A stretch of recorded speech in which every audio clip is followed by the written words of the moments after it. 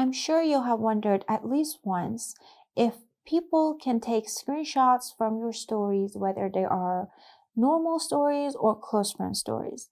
In this video, I'm going to answer that question. I am going to take screenshots from these stories that I posted on one of my accounts with my other account. So first, we want to switch to the other account and find my other account. Now, I'm going to take screenshots from both these stories, and one of them is a close friend.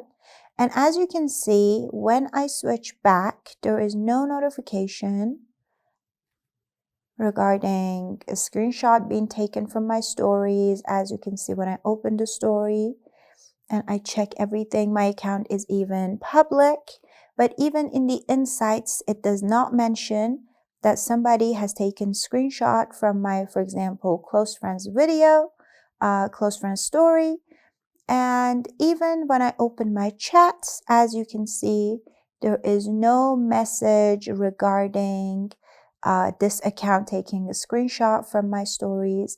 Even if I check my notifications, as you see from Instagram, I don't have any notifications indicating that somebody took a screenshot from my stories. So to answer your question, no, Instagram does not send notifications if somebody is taking a screenshot from your stories.